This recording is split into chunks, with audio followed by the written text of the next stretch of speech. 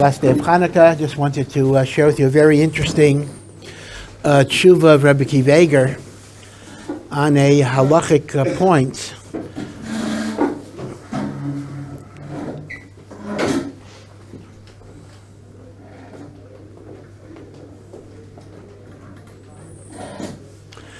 And that is, the Gemara says, as I said already a few times, that the mitzvah of Ner Chanukah is mekoyim in three different ways. The basic mitzvah is to light only one candle every single night, just one candle. If you want to be mahadrin, you want to do it in a more beautiful way, so you light one candle for every member of your household. And the third way, the highest way, which is called mahadrin, mina mahadrin, is the famous machlokes Beis Shammai or Beis Hillel, whether you go from 8 and you go down, or you go from 1 and you go up. And the halacha is, according to Beis Hillel, that we go from 1 to 8. And that is mahadrin mina mahadrin. And then I think I've mentioned as well the machlokes, the Beis Yosef and the Ramah, which is based on an earlier machlokes Rishonim. If when you're doing the highest level, do you include the middle level? The middle level is a candle for every member of the household. The highest level is number of days. According to Rav Yosef Karo, which is the minhag of many Sfardim, if you're lighting based on the number of days, you bedafka only light one menorah. You don't light according to the number of the household. That's why Sfardim will only light one menorah. Mashenkein the Ramah says that everybody lights their menorah keminyan hayamim, meaning the highest level includes the middle level. That's a machlokes, how to learn the Gemara in Shabbos. So Rabbi Vega raises the following question. Let's assume I'm lighting my Hanukkah menorah, and I already lit all of my candles, and then I remember I didn't recite a Brachah.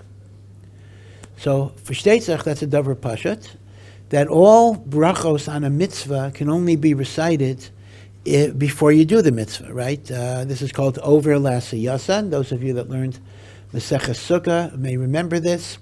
And once I've done a mitzvah, I cannot make a bracha. That's a davar pashat. But here's the question. Let's assume after I lit one candle, I remember I didn't recite the bracha. Can I recite the bracha because I haven't finished lighting yet? Meaning if I finish the mitzvah, for sure I've lost the bracha. But if I am in the middle of doing the mitzvah, perhaps I could still make the bracha. So here is the question. It may be true that if you're in the middle of a mitzvah that you haven't finished, you could still make a bracha. An example would be b'dikas chametz. If I start searching my house and I didn't finish searching, I could make a bracha. But this is a different case. Here, I actually fulfilled the basic mitzvah by lighting one candle. The need of lighting the other candles is only to be mekayem mahadrin mina mahadrin. In a sense, this is much worse than being in the middle of the mitzvah. Here you finished the mitzvah, and it's only a hidor to keep on lighting. So the question is that called being in the middle of the mitzvah that would enable me to make a bracha? Meaning, can I make a bracha if I lit one candle, but I didn't finish lighting the other candles? So Rabbi Vega actually brings, this is not really his chiddush, you'll see his chiddush in a few minutes. Rabbi Vega actually brings, this is a machlokes haposkim. If you could still make a birchas hamitzvah on hidor, on the neiros of hidor. And Rabbi Vega's maskana is that since it is a machlokes haposkim, whether you can make a bracha or cannot make a bracha, so we apply the normal rule called safek brachas lahakel, which means whenever we are in doubt, can you make a bracha, we are always makel, because if you make a bracha, if you don't have to, that's a blessing in vain, which may be an isser d'oraisa. So as a result, whenever you're mesupek, are you mechuyev to make a birkas hamitzvah, or you shouldn't make a birkas hamitzvah, the halacha always is you do not make a birkas hamitzvah, right? So at that point, the maskana is fairly clear. If I lit one candle, not the shamash, but if I lit one of the mitzvah candles, and I didn't light the other candles, since it's a safek if I'm allowed to make a birkas hamitzvah on the extra candles that are only there mitam hidur mitzvah, so it's called safek brachos lahakel, and you don't make a bracha. But then Rabbi Vega is machadesh a very interesting chiddush. The Gemara in Masechah Shabbos says the following thing. The Gemara in Masechah Shabbos says when you're madlik neiros Chanukah, when you light Chanukah candles, so on the first night of Chanukah you make 3 brachos. Lahadlik ner shel Chanukah, sha'asa nisim, and shechiyanu. And every other night of Chanukah you only make 2 brachos, right? You make lahadlik and sha'asa nisim. That's if you're madlik ner Chanukah. But then the Gemara says, let's say you weren't madlik ner Chanukah. I'm simply walking in the street, and I see somebody else's Chanukah candles. I'm not a madlik ner Chanukah. I'm a raya ner Chanukah. So surprisingly, the Gemara says that there's a bracha that is recited not only by a madlik, but even by a raya. Now the raya does not make the bracha lahadlik ner shel Chanukah because he's not lighting, but the raya will make sha'asa nisim, and on the first night even shechiyanu. Now, let's think about this. This is actually a halacha. There's a bracha for the madlik ner Chanukah, and there's a bracha for the raya ner Chanukah. Now, what does that mean? If I light my menorah and then I walk out in the street and I see 100 menorahs, well, I make 100 brachas? Obviously not. So it's important to understand that the birchas haraya is a very narrowly circumscribed bracha that most of the time we're not going to recite. And let me explain this. You do not recite a birchas haraya if you lit your own Hanukkah candles.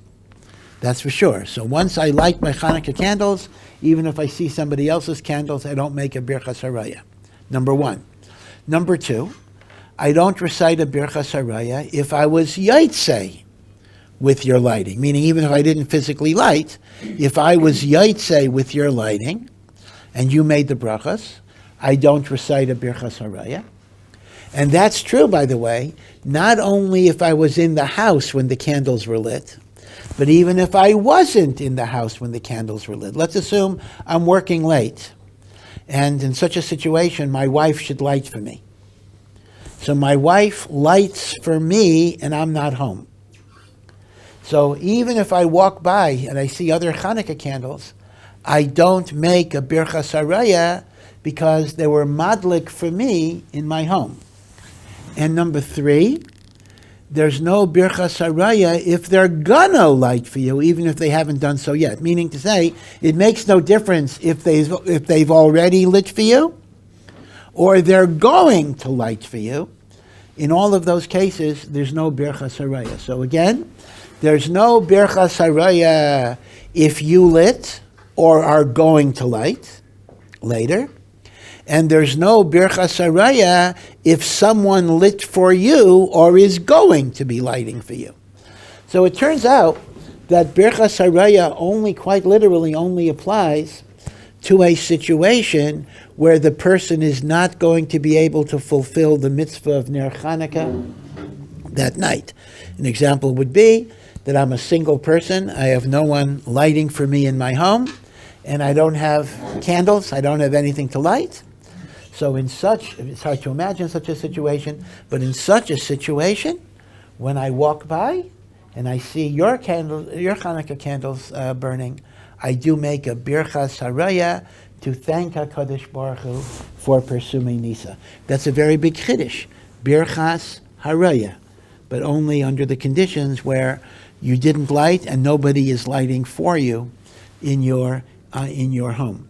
Now, even then, there are a lot of tanoim. First of all, it has to be a Hanukkah candle. An example would be, one of the big controversies, again, I don't want to get into all of the pratim of this, is Chabad's lighting, right? So it's interesting. Chabad lights public menorahs in parks and other places, and they do make a bracha on it.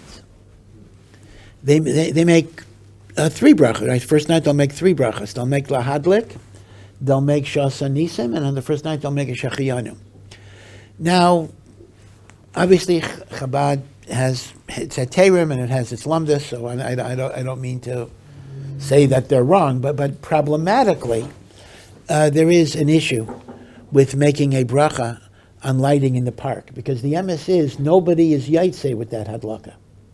Nobody is yaitse, because in order to be yaitse ner Chanukah, the candles have to be lit in your home. In fact, let me just bring out a very pashut halacha that some people don't know.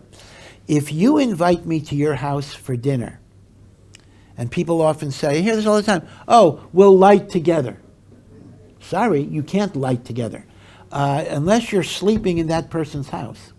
If you are planning to go home to your place that night, you cannot be yotze by lighting the menorah, even your own menorah, in that person's house, because Ner Chanukah is connected to your bias. Now, if you're going away for Shabbos and you're sleeping somewhere else, that becomes your home for the day. You don't have to run from Beit Shemesh back to Yerushalayim. But if you're simply going for a meal and then you're going back to your house, it's very important. You are not yaitze. And the reason I bring this out is because I believe this is a very common mistake that many Orthodox people make, in which they simply say, hey, come to my house and we'll light together. You cannot do it. That's a brachah levatala. So what you have to do is, either you light before you leave, assuming it's late enough that you can light, or you light when you come back, which is b'diavad because you're lighting much later, but you are absolutely not yaitze. Now, if Ner Chanukah can only be yaitze in your house, albeit your house for a day, but a house where you eat and sleep, then l'chayra, a menorah in a park, nobody's yaitze with. I mean, even to say, oh, Chabad will say, well, we're lighting it for the people who may not light it home. Well, but they're not yaitze. Now, the general idea of lighting is fine. Persumei nisa, you want to publicize the miracle, that's fine. There is no criticism with lighting menorahs in places that nobody's yaitze, because you're still publicizing the miracle of Hanukkah. But the problem is, how can you make a bracha on the neiros of Hanukkah in a situation where nobody is yaitze? So one argument is this. Well, there is one place where we do light a menorah with a bracha, even though nobody's yaitze. There is one place, and that is in a Beis Knesset. We light in shul. Now, okay, actually here in Yeshiva it's a little tricky because l'maisa, this is where you live, but let's take a regular shul, right? A regular shul. They light every night of Hanukkah with a bracha, even though nobody is yaitze with that hadlaka, because nobody's sleeping in shul. Elamai, this is not from the Gemara. This is an interesting takana of the Gainim. One would wonder, what gives the Gainim the right to make takanas, to make new brachas? But nevertheless, to the Gainim, that since the shul is a place where many people go, it's proper to be mefarsem the miracle by lighting with the bracha. So part of Chabads argument is, this is the issue, they want to argue that since there is a takana that you're allowed to make a bracha on hadlaka bebeis Knesset, we could generalize from that any public place where people gather, even though nobody is yaitse the mitzvah of their private ner Chanukah, but we could make a bracha based on the takana of beis Knesset. That's one argument. The counter argument is that this was not a generic takana of making a bracha in public places. This was very specifically targeted to Beis Knesset, because a Beis Knesset is called a miniature Beis HaMikdash, and therefore we were given permission to light the menorah because the menorah was lit, after all, in the Beis HaMikdash, and a Beis HaKnesset is called Beis Mikdash Mat. Right? So that's just a little digression about the Chabad thing, but I want to point out that some want to argue the following. Some want to argue, okay, even if we can't make the bracha lahadlik, but we could still make the bracha sha'asa nisim and shechiyanu, because even if nobody's yaitse with the hadlaka, we are raya ner Chanukah. That's not going to work, because again, birchas haraya requires that you see a kosher ner Chanukah. In other words, it doesn't just mean I see some candle. I have to see a kosher ner Chanukah. So if it's not a kosher ner Chanukah, there's no Birchas Haraya either. Moreover, some people say, to make it even more confusing, that the Birchas Haraya can only be made for a candle that is within its first half an hour, because the mitzvah is that it should last for half an hour. So how do I know that? I walk by and I see your candle in the window. If it's been burning for more than a half an hour, some say there is no Birchas Haraya. But be it as it may, just be aware that such a halacha exists, that there's a bracha not only for a madlik, but there's also a bracha for a raya. But Birchas Haraya does not apply if you've lit or you're going to light, and it doesn't apply if someone is someone has lit for you, or somebody is going to be lighting for you.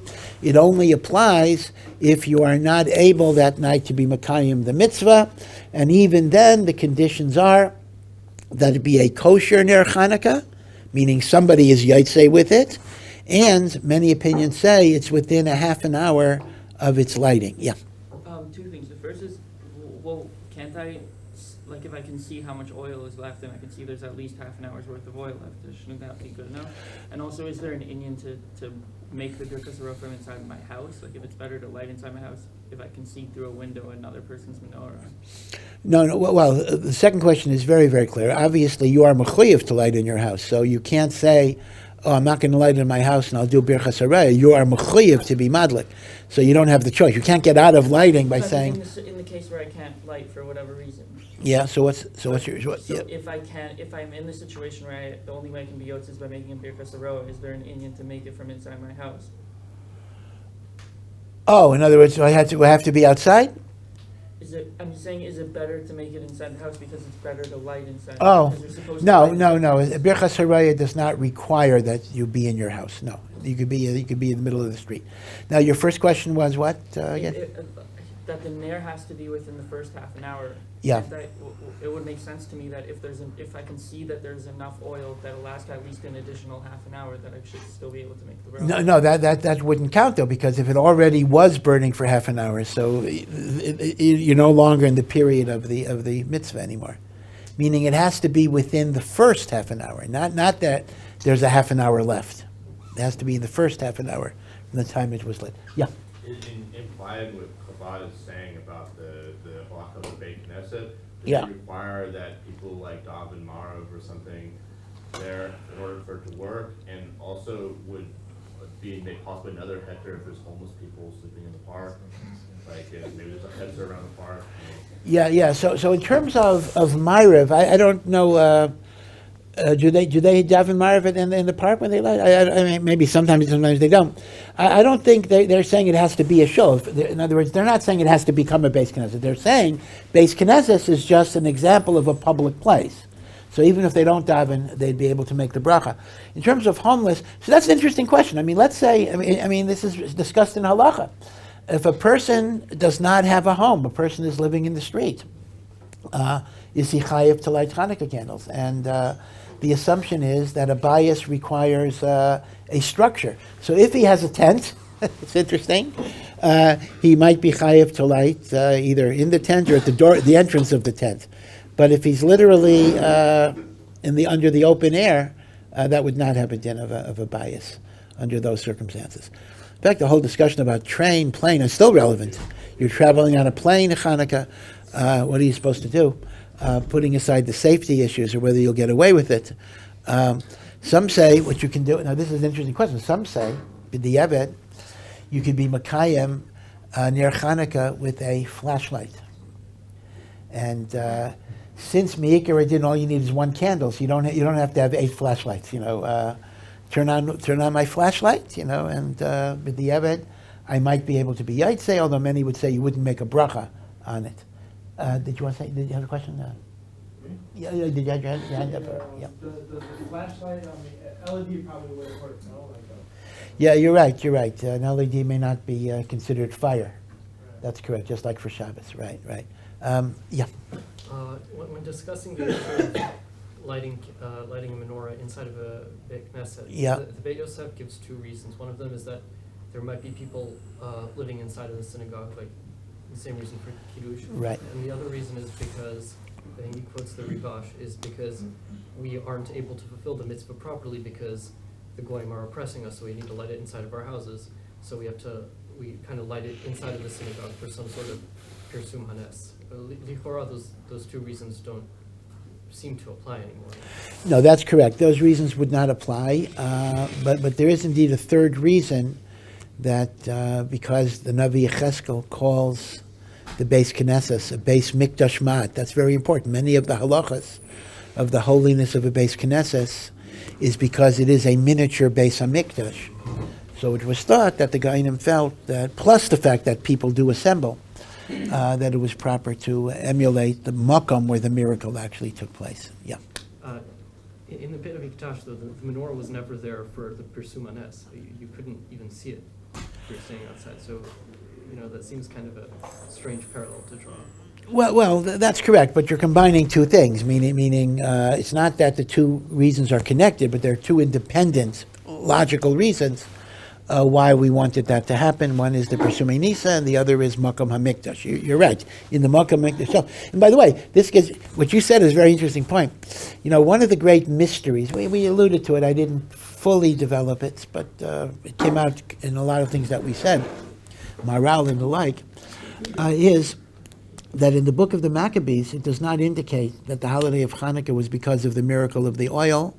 Rather, it was the dedication of the Beis HaMikdash for 8 days, etc. And the miracle of the oil became prominent only in later sources, the Gemara, Talmud Bavli, and the like.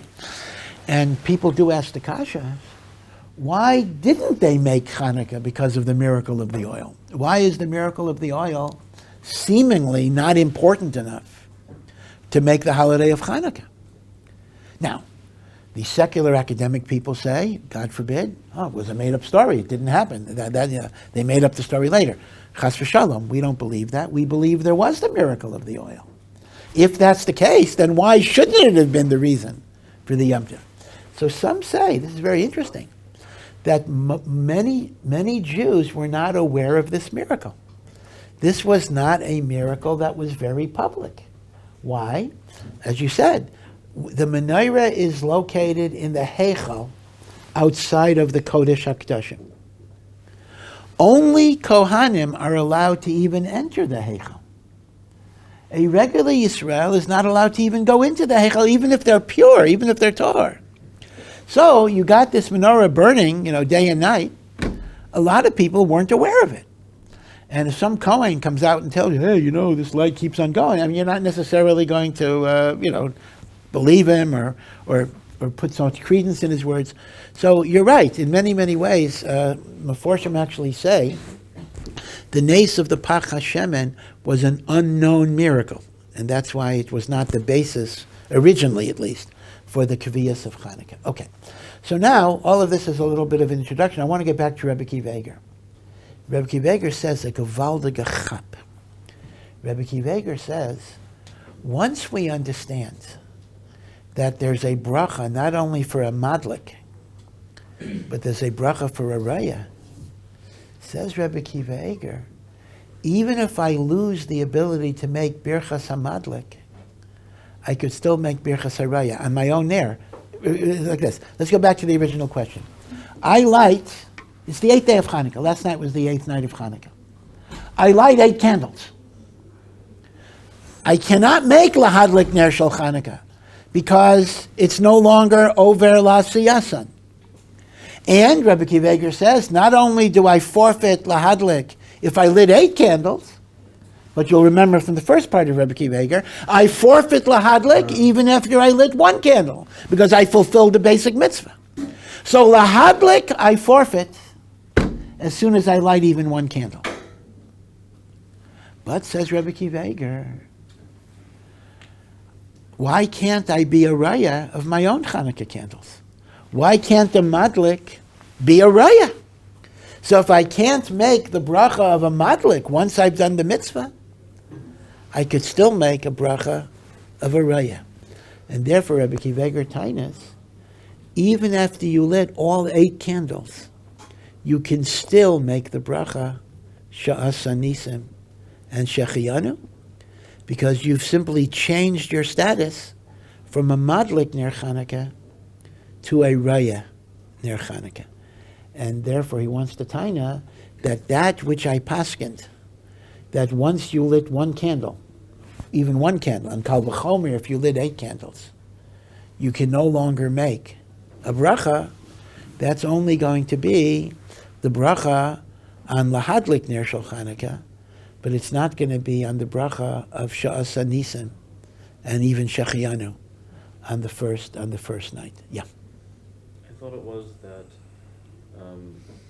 Birchas Roa requires that one not be Yotze through another life. Yeah, so apparently Rebbe Kiveger's point is this. Rebbe Kiveger's point is that statement means that if I'm going to be Yaitse with my candles, I can't make a Birchas Haraya on your candles. But Lagabe, my candles, I could still be a Raya. Which means, normally when you're Madlik, it's 2 birds killed with 1 stone, meaning I'm making the brachos, that covers me as a Madlik and it covers me as a Raya. Yeah. Although I'll tell you, I have a little bit of a kasha in this, because according to this logic, wouldn't it follow, let's say that you lit for me because I wasn't home, and I now come home. So it seems halachically I don't make any brachas because you lit for me. But l'chayra, why shouldn't I make a birchas haraya, according to Rebbe Kiveger? Meaning, if I was not present at the time that my wife lit for me, so in a sense, I never heard any brachas. So good, I was yaitse the mitzvah. But just because I was yaitse the mitzvah, why can't I now be a raya? I mean, the same way you're telling me, if I lit and didn't make the brachos, I can then become a raya on my own neiros. Why shouldn't that apply to the husband who comes home late, whose wife lit with brachos? Why can't he make a birchas haraya? I don't know. That to me, that's a little bit of a tzarachian. It seems that the logic of Rebbe Kiveger should allow a birchas haraya for a husband who came home late. Now, there actually is a machlekes on that too, but Halacha we seem to say there's no birchas haraya there because it was lit in your house with those brachas. So that may be a little inconsistency with Rebbe Kiveger's tshuva. But again, it's an interesting halacha to be aware of. Hopefully, it's very rare. I mean, how many people forget to make a bracha? Usually, it doesn't happen that much. It reminds me a little bit of a cute story they tell. In the early years of Chasidus, Misnagdim used to like to have public debates with Chasidim to show that they were ignorant in halacha. So, in one Maisa that they give, there was a big debate in which the question kept on arising: what if you forget this, forget that?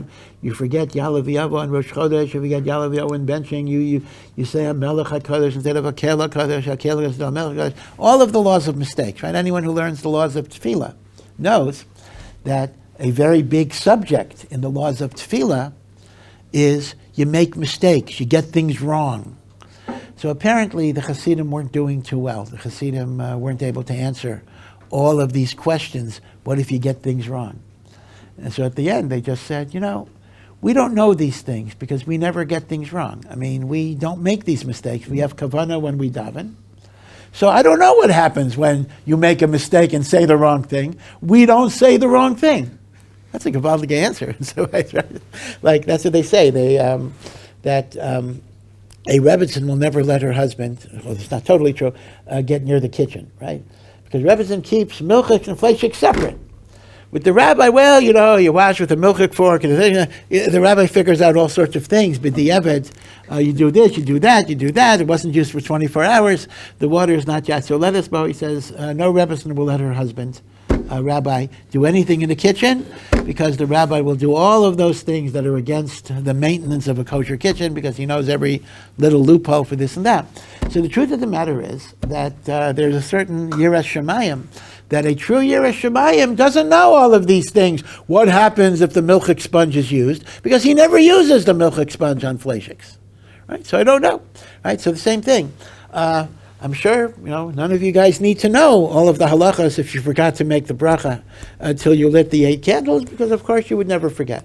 But still, lahadgol Torah ladira, we're supposed to know these halachas, even if we don't put them into any type of practice. Now, a final halachic issue I want to share with you is a very, very interesting question, and that is, we know that Al Hanisim is not only in Shmona Esrei, but Al Hanisim is in Birkas Hamazon, right? That you mentioned Chanukah, Al Hanisim. But what's interesting is, and this is true for both Chanukah and Purim, in Al Hamichya, let's say instead of washing, you're eating mazonos, you're eating cake, or Shiva Saminim. Now, Al Hamichya also has the mention of Shabbos and Yom Tov. Ritzei v'achal itzeinu b'yom HaShabbos hazeh. Zochreinu Latova b'yom Rosh Chodesh, is that right? We mention what's called Me'ein HaMa'ora. We mention the special day in Al HaMichya. But you may notice Chanukah and Purim are not mentioned in Al HaMichya. Even though it's mentioned in Birkas Hamazon, it is not mentioned in Al HaMichya. And it's a good kasha. How come there is no haskara for Chanukah and Purim in Alamikia if there is such a haskara in Birkas Hamazon? It's a good kasha. Now, I'll mention another kasha that's really it's a really a very, very interesting observation, and that is in Birkas Hamazon. Let's take Shabbos, Ritzei, or Yalav V'Yava. Where do you put it in? So you see, you put it in the middle of the third bracha, right? The third bracha of benching begins with Rachem Hashem Elokeinu Al Yisrael Amecha, and it ends with Uvnei Yerushalayim Ira Kodesh. So in the middle of that bracha, before Uvnei Yerushalayim, you say Ritzei, and you say Yalav V'Yavai. Now, first thing to notice is Chanukah and Purim is not positioned in that position.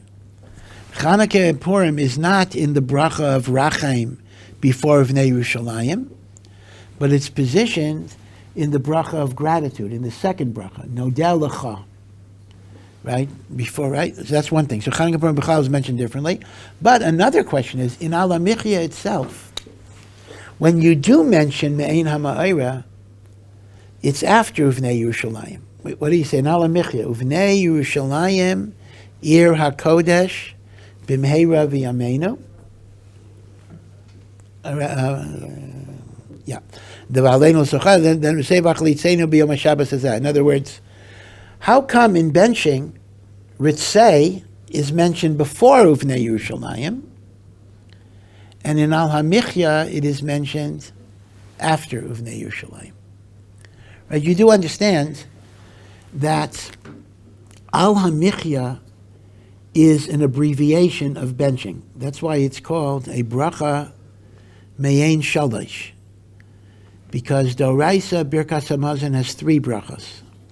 The first is Hazanes HaKol. The second is Ala Aretz V'Ala Mazayin.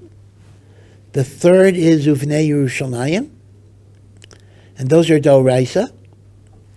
Later, after the massacre at Yavne, the end of the Bar Kokhba revolt, a 4th bracha was added, Hatov HaMeitiv, that God allowed the victims of Beitar to be buried, and they didn't decompose. And that is the end of Al Yechasreinu. That's the end of the 4th bracha. The Harachamans are minhagim that were added later. If you look at Alamikia, you will see that every line of Alamikia corresponds to that section of Birkas Hamazon. Right? Rachem na Hashem Elokeinu Al Yisrael Amecha, etc. Uvnei Yerushalayim, etc. Ki ata Hashem tovu meitiv. Right? Tovu meitiv. So the problem is in Alamikia that the Me'ein HaMa'ora is positioned between Uvnei Yerushalayim and Atov HaMeitiv, rather than being positioned before Uvnei Yerushalayim.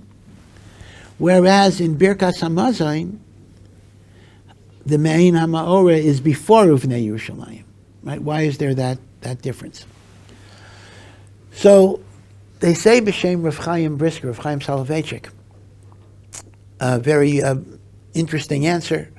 Maybe I'm going to have to elaborate on it more b'arichas the next time we meet, but I just want to give you a bekitzer what the answer is.